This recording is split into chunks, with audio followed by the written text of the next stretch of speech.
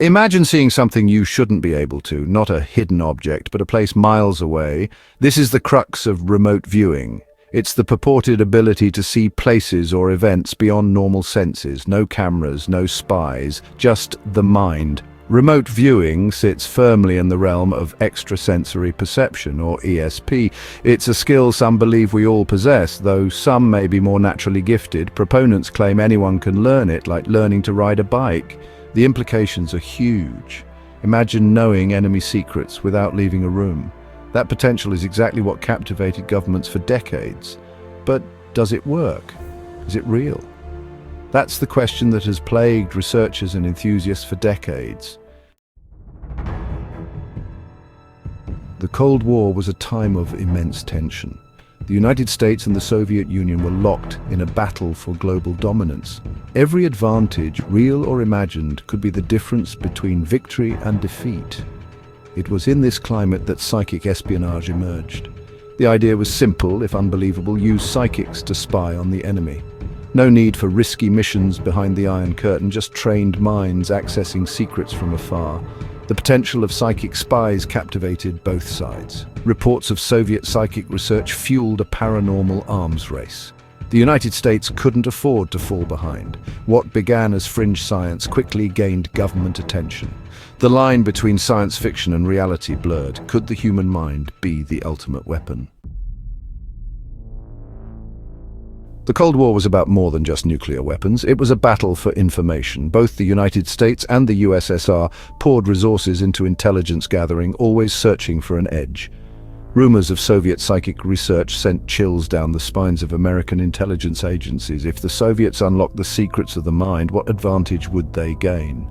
The CIA and the Defense Intelligence Agency couldn't ignore the possibility. What if psychic spies were real? The implications were too great to ignore. This fear, coupled with genuine curiosity, fueled American interest in psychic phenomena.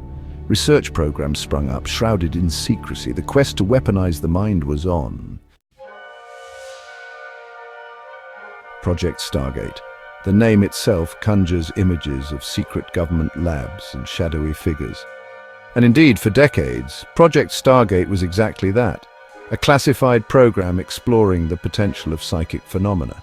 It began in the 1970s, nestled within the Stanford Research Institute, or SRI. Physicists Russell Targ and Harold Puthoff were tasked with investigating remote viewing. Could ordinary people be trained to see distant locations with their minds? The government poured millions into Stargate.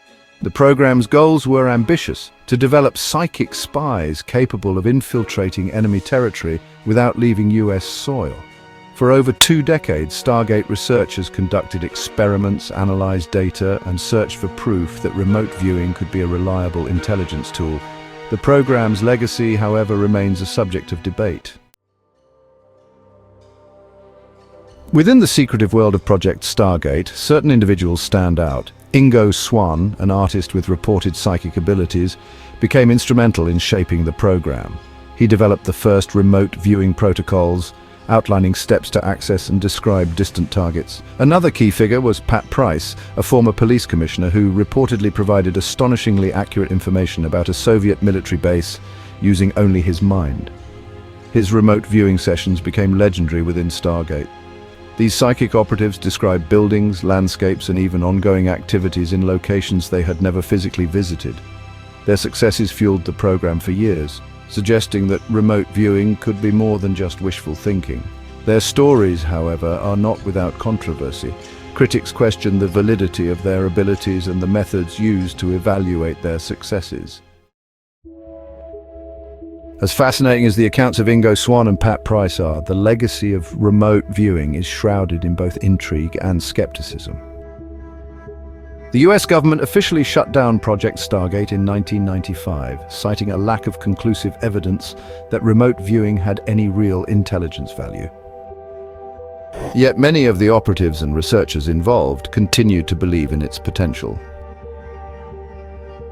The debate over remote viewing isn't just about psychic phenomena, it's a question about the limits of human perception and the mysteries of the mind. Some argue that the program's classified nature and the unconventional methods used make it difficult to assess its true efficacy. Others point to declassified documents and personal testimonies as proof that remote viewing yielded valuable insights.